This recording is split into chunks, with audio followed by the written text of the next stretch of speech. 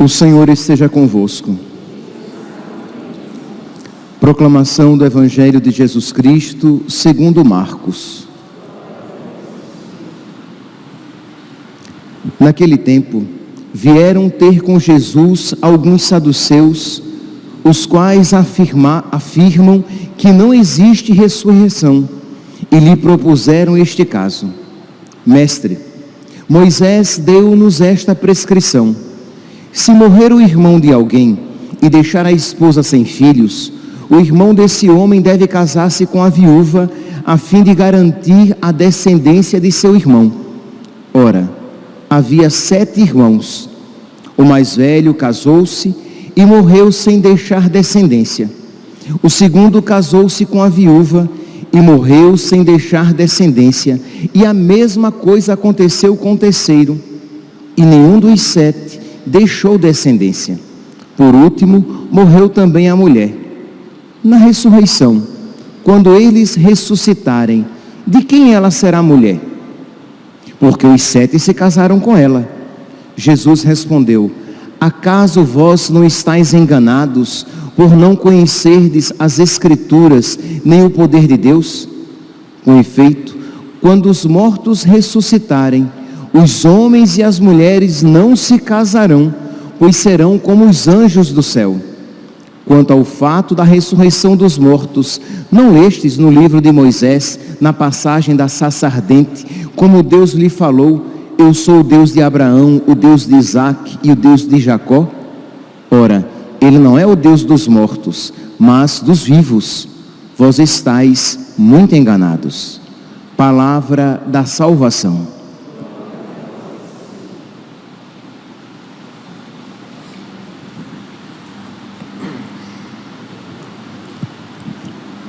Caríssimos irmãos e irmãs, nós continuamos com a leitura do livro de Tobias e nós vemos aqui agora uma outra personagem. Nós até então, ontem, nós estávamos ouvindo a história de sofrimento de Tobit, do pai de Tobias. Tobit, que eu dizia ontem, que teve, digamos, este aspecto trino de sofrimento, isto é, 3 aspectos, 3 graus, isto é, o sofrimento da festa convertida em luto. Ele tinha um propósito, ele estava com uma programação, ele tinha um intuito, e aquilo foi mudado. E nós refletíamos que às vezes, não poucas vezes, muitas vezes, quando nós temos a nossa vontade mudada, quando nós somos contrariados, era esta a palavra que eu estava tentando buscar, quando nós somos contrariados, nós reagimos com violência.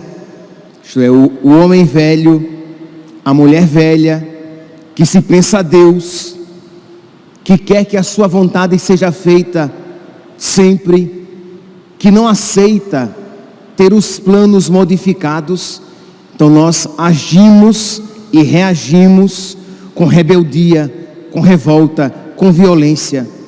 Isso não apenas com as pessoas, quando elas contrariam a nossa vontade, mas até com Deus. Quando Deus não realiza os meus sonhos, quando a minha vida não segue por onde eu havia predeterminado. E se não manifestamos a nossa revolta de uma maneira explícita, nós a disfarçamos porque não temos coragem de manifestar claramente a nossa revolta contra Deus. Então tornamo-nos mal-humorados, amargos, zangados, raivosos com a vida. Mentira, com Deus. Tornamo-nos assim com Deus. Pois bem, então nós vimos isso na vida aqui de Tobit. Primeiro, na festa transformada em luto, depois na doença inesperada, com a sua consequente pobreza, já não podia trabalhar, era um homem cego. Terceiro, nos problemas familiares, quando a esposa, pouco piedosa, começa a jogar na cara dele aquele sofrimento, dizendo: de que lhe valeu? De que lhe valeram as esmolas, as suas obras de piedade? Bem vê que com que intenção realizavas tudo isso. Então, Tobit, no seu sofrimento, chega então a pedir a Deus que lhe tire a vida. Primeiro, é bonito que ele não se revolta contra Deus. Ele diz: Senhor, versículo 2, livro de Tobias, capítulo 3, versículo 1. Profundamente aflito, solucei, chorando ao ponto de soluçar, solucei, pus-me a chorar e comecei a rezar entre soluços, para mostrar que era uma oração sofrida, mas uma oração bonita, porque ele não se revoltou contra Deus, embora não compreendesse o agir de Deus na sua vida, porque na mentalidade de então, Deus premia os justos e Deus castigava os ímpios. E ele, pelo menos diante de Deus, ele sabia que ele procurava fazer o que era correto. Ele observava a lei, lembra? Ele enterrava os mortos, mesmo quando aquela atitude era proibida pelas leis civis. Então, em detrimento da sua segurança, ele praticava a lei de Deus, ele ajudava os pobres, e ele não compreendia, mas ele não ousava julgar Deus, nem os seus desígnios. Então ele, chorando, disse: Senhor, Tu és justo, eu não te compreendo, Senhor, mas Tu és justo, e todas as Suas obras, e todas as Tuas obras são boas. Vamos lá, vamos fazer essa oração também. Vamos pensar nas dificuldades pelas quais possamos estar passando, ou nos sofrimentos pelos quais você passou, e ouse na fé dizer: Tu és justo, Senhor, e todas as Tuas obras são boas. Você que tentou conseguir um bom emprego e nunca conseguiu, você vai dizer: Senhor, Tu és justo, e todas as Tuas obras são boas. Você que pediu a Deus durante muito tempo uma graça e nunca a alcançou, você vai dizer: Senhor, como aqui, o Senhor é justo e as Suas obras são boas. Você que foi acometido por uma doença, ou sofreu uma grande humilhação, e você vai dizer: Senhor, o Senhor é justo e as Suas obras, aquilo que o Senhor faz, ou aquilo que o Senhor permite, é sempre bom. Nós precisamos colocar isso. Mas Padre, mas eu digo isso, mas eu estou sendo falsa, eu estou sendo falso, porque eu não sinto isso. Meu santinho, você é muito mais do que os seus sentimentos.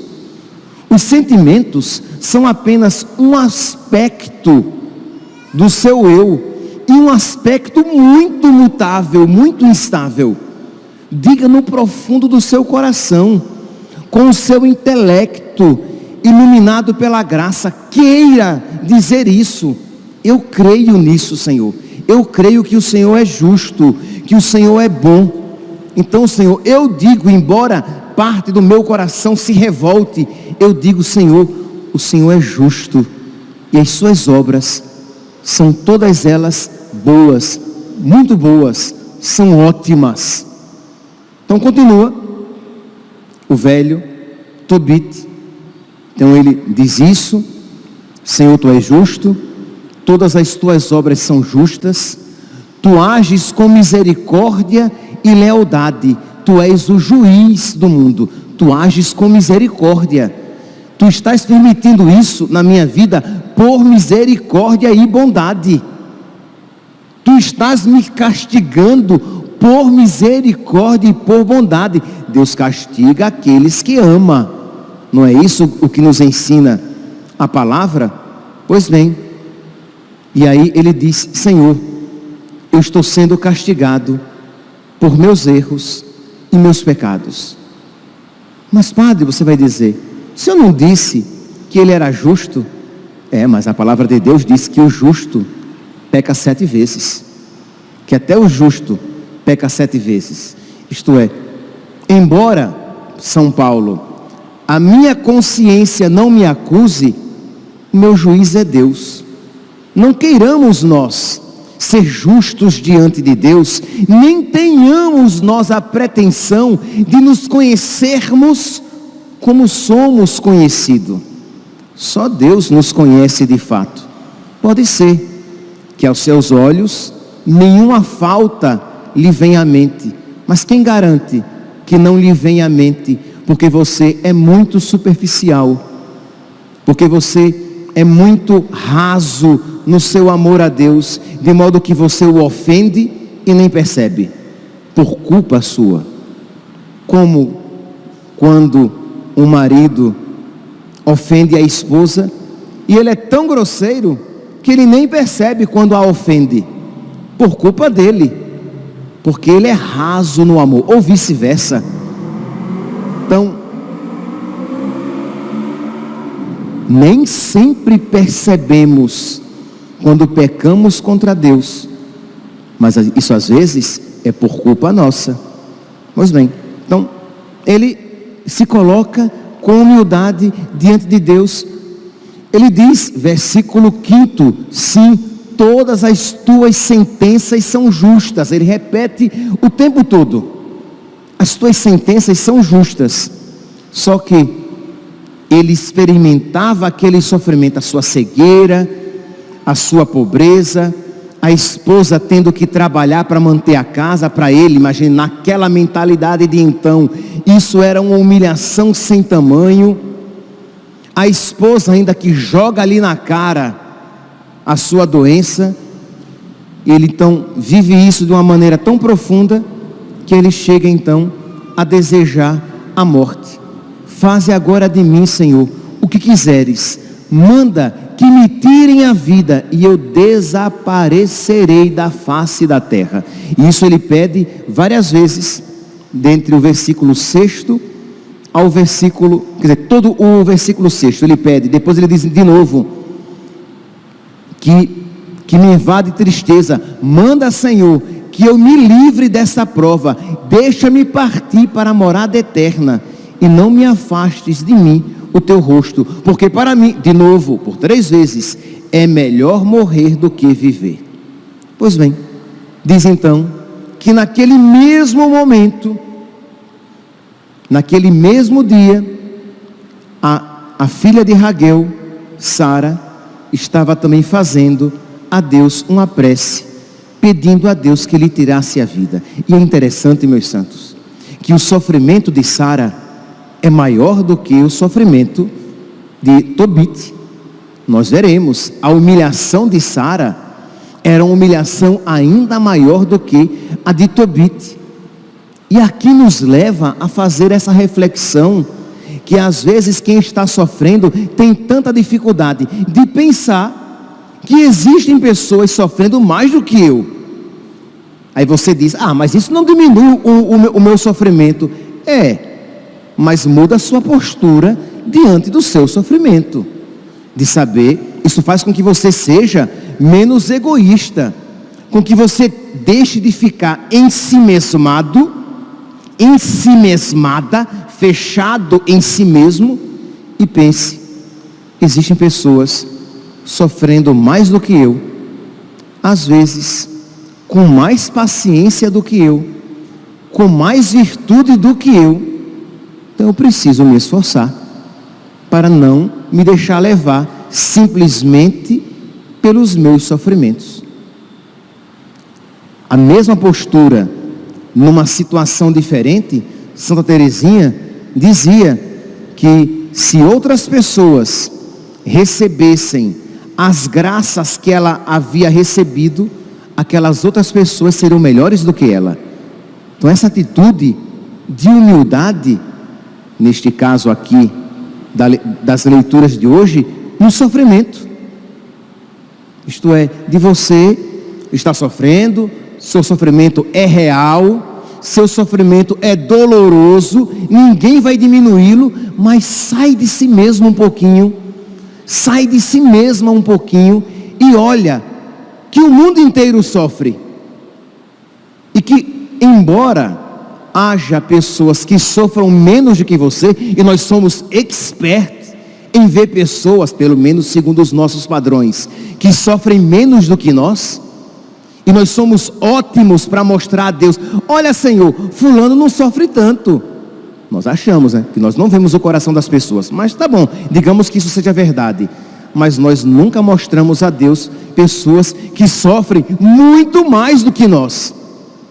Então, diz que naquele mesmo instante, naquele mesmo dia, Sara faz a Deus uma prece semelhante. Ela que diz que o demônio Asmodeu havia matado os 7 maridos com quem se casara, com quem ela se tinha casado. E provavelmente ela havia repreendido uma de suas servas, uma de suas empregadas, e a empregada, de língua solta, vai e diz: és tu que matas os teus maridos, tu já te casaste com 7 e não levaste o sobrenome de nenhum. Os 7 morreram, desgraçada, sua maldita. Você não vale nada, fica castigando a gente porque você é mal amada, revoltada, infeliz. Não foi com essas palavras, mas foi esse sentido. Você está castigando, você está me castigando porque você é uma mal amada, infeliz, matou seus maridos e faz isso com a gente. E diz, e aí a empregada vai além, não só lança sobre ela a culpa da morte dos maridos, como ainda até lhe lança uma maldição: morre com eles, e que jamais vejamos sair de ti filho ou filha, que nunca tenhas filho. Lembremos-nos que para a mentalidade de então, para a mentalidade da época, uma mulher não ter filho era uma maldição. Então, esta empregada lança: você é culpada, sua desgraçada, você matou seus maridos por causa da sua culpa, que você morra também e que nunca tenha filhos. E diz que Sara então, profundamente aflita, se pôs a chorar e subiu para se enforcar. Veja que Tobit não pensou em se matar. Tobit pediu a morte, mas ele não pensou na possibilidade do suicídio.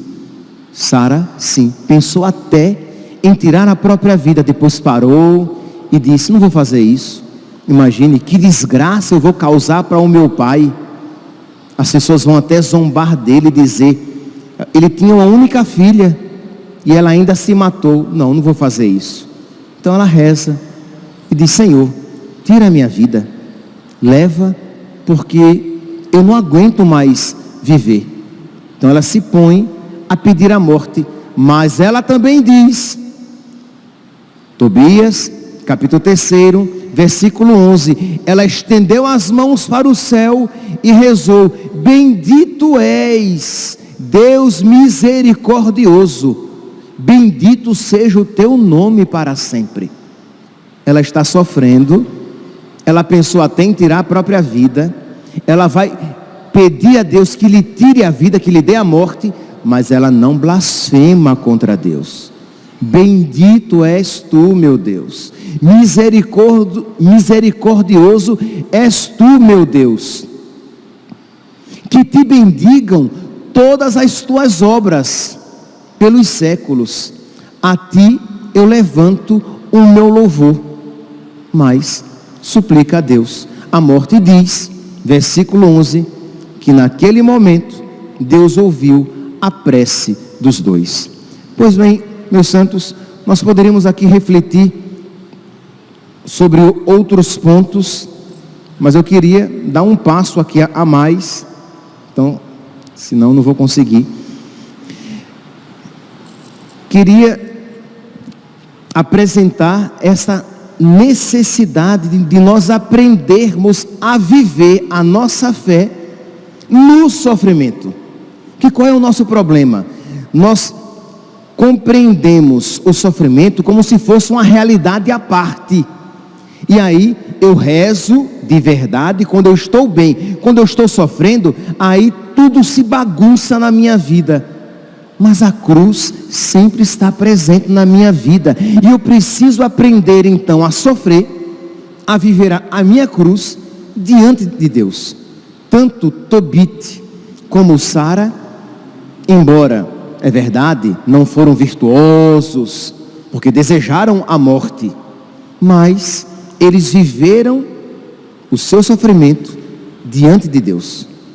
Diz aqui o catecismo, vocês podem pegar depois no catecismo, no número 1500, diz assim, que a enfermidade e o sofrimento sempre estiveram entre os problemas mais graves da vida humana. Na doença, o homem experimenta a sua impotência, os seus limites e a sua finitude. Lembra-te que és pó e que ao pó has de voltar. Toda a doença e todo o sofrimento faz-nos entrever a morte. Isto é, que essa vida é passageira, que nós não nascemos para viver para sempre neste mundo. Então deve nos fazer pensar no céu, na vida eterna, naquela que verdadeiramente importa.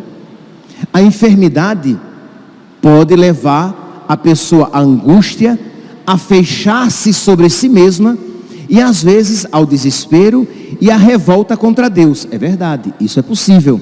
Então a pessoa se torna revoltada, ela perde a fé, ela deixa de rezar, ela não vai mais à igreja, ou se vai, só vai pensando nos seus problemas, suplicando a resolução para os seus problemas, e uma súplica mais quase como que uma imposição do que uma súplica verdadeira. Mas também o sofrimento, por sofrimento aqui compreendamos todos os aspectos de sofrimento que podem existir. O sofrimento pode tornar a pessoa mais madura, isto é, a vida não é um parque de diversões, os dias dos homens são contados, isto é, nós não estamos aqui para sempre, e eu preciso focar todas as minhas energias naquela vida que não passa. Mas pode também tornar a pessoa mais madura, ajudá-la a discernir em sua vida o que não é essencial. Então você vai dar valor àquilo que verdadeiramente importa, e é claro, em primeiro lugar estará sempre Deus e as realidades invisíveis, né? Buscai as coisas do céu, buscai as coisas do alto, como diz São Paulo. Ajudá-la a discernir o que não é essencial, para voltar-se àquilo que é essencial. Não raro, o sofrimento e a doença provoca no homem uma busca de Deus, um retorno a Ele. A gente até diz, né, que quem não busca a Deus pelo amor, acaba buscando a Deus pela dor. Então, nós temos vários santos em que isso aconteceu. Talvez o exemplo mais assim, um dos exemplos clássicos seja o de Santo Inácio de Loyola, que tão garboso, né, tão cheio de orgulho, um militar em vida na corte, e que aquela doença aquela humilhação, a perna ferida no hospital, faz com que ele se encontre com Deus novamente. Mas é apenas um exemplo dentre tantos outros que nós temos experiência, que acontecimentos tristes nos levam para Deus. Então isso aqui, Catecismo número 1500, 1501, e no 1502 nós iremos encontrar que o homem do Antigo Testamento vive a doença diante de Deus. E isso é um ensinamento para nós. Viver os nossos sofrimentos diante de Deus e não fechados em nós mesmos, lambendo as nossas feridas, com os olhos voltados apenas para os nossos sofrimentos e para as nossas dores, mas voltar os nossos olhos para Deus, mesmo que com os olhos banhados de lágrima. A enfermidade, 1502, a enfermidade se torna caminho de conversão, se torna um caminho de encontrar o perdão de Deus e o início da cura da alma. E um pouquinho mais abaixo ainda, no número 1502, o profeta Isaías entrevê que o sofrimento também pode ter um sentido redentor para os pecados dos outros. Isto é, nós às vezes também sofremos pelos outros. Às vezes Deus permite e ou envia um sofrimento para a conversão dos nossos familiares, não apenas para a nossa conversão. Nossa, quantas vezes Deus bondosamente quer fazer os pais participarem da salvação dos seus filhos e lhes concede a graça de sofrer pela conversão dos seus filhos. Quando o catecismo cita isso, ele dá como nota de rodapé Isaías capítulo 53, versículo 4 e seguinte, um dos cânticos do servo sofredor, que diz assim: na verdade, ele tomou sobre si as nossas enfermidades e carregou os nossos sofrimentos. Nós o reputávamos como um castigado, um ferido e humilhado, mas era por causa de nós que ele suportava aqueles crimes. Isto é, por causa de nós, Jesus sofria. E não poucas vezes, meus santos, e no céu, com a graça de Deus, quando nós estivermos, nós veremos o quanto Deus foi bondoso, concedendo-nos graças por meio de outras pessoas que sofriam e que se sacrificavam por nós. Então vamos lá, meus santos. Talvez você, provavelmente muitos aqui, não tenham ainda a virtude espiritual, já vou terminar, não tenham ainda a virtude espiritual de pedir a Deus sofrimento. Mas quando o sofrimento bater a porta da sua vida, você pode ter a sabedoria de dizer: Senhor, que seja para a minha conversão e dos meus filhos, que seja para a minha conversão e do meu marido, da minha esposa, que seja para a minha conversão e para a conversão dos pecadores. Lembra Santa Teresinha, que oferecia os seus sofrimentos pela conversão dos pecadores, pela santificação dos sacerdotes? Padre Pio, que sofreu oferecendo os seus sofrimentos pela conversão e santificação dos sacerdotes, pelos seus dirigidos espirituais. Então nós precisamos ter essa visão espiritual, viver o nosso sofrimento diante de Deus. Se você ainda não tem virtude suficiente para pedir, porque aqui requer um grau de santidade grande, ao ponto de você dizer: Senhor, manda sobre mim os sofrimentos, como Santa Rosa de Lima, pedindo a Deus que lhe enviasse sofrimentos, desde que isso não a fizesse amar menos a Deus. Mas tá bom, quer dizer, tá bom não, né? Tá ruim. Mas, mesmo que você não peça, nosso Senhor vai enviar. A cruz, não se preocupe, vai chegar na sua vida e na vida daquele que está falando tão facilmente. Na minha também. Já chegou, mas outras chegarão. Olha que notícia boa. Já chegou e outras chegarão. E quando as outras chegarem, ou se já estiverem chegado, viva isso diante de Deus. Procure, peça a Deus a graça da humildade. Por que não você? Por que não você sofrer também? Por que não você perder uma perna? Outros perderam a perna também. Por que não você ter um câncer? Tantos têm câncer. Por que não você ficar entrevado em cima de uma cama para o resto da vida? Tantos também estão passando assim, em cima de uma cama, pelo resto da vida. Por que não você perder um filho? Tantos perderam filhos. Entende? Por que não eu? Eu não sou melhor do que ninguém. Então, quando isso me acontecer, viver isso diante de Deus e pedir a Deus que isso sirva para a minha conversão, para a conversão dos meus filhos, dos meus pais, dos padres por quem você reza, pela conversão dos pecadores. Sabe, padre, mas eu não vou oferecer para todo mundo não, porque senão vai diluir um pouquinho e vai sobrar um tiquinho para todo mundo. Não, meus santos, um ato de amor, a caridade oferecida é como a chama de uma vela, ela nunca diminui. Com uma vela, você pode acender uma outra vela e ela não perde nada do seu fogo, como eu posso acender 100 outras velas e ela continua a brilhar da mesma maneira. Então, que a Virgem Maria, que a Virgem Dolorosa nos ensine a sofrer, para que por meio dos nossos sofrimentos muitos frutos espirituais sejam oferecidos para toda a igreja. Louvado seja nosso Senhor Jesus Cristo, para sempre seja louvado.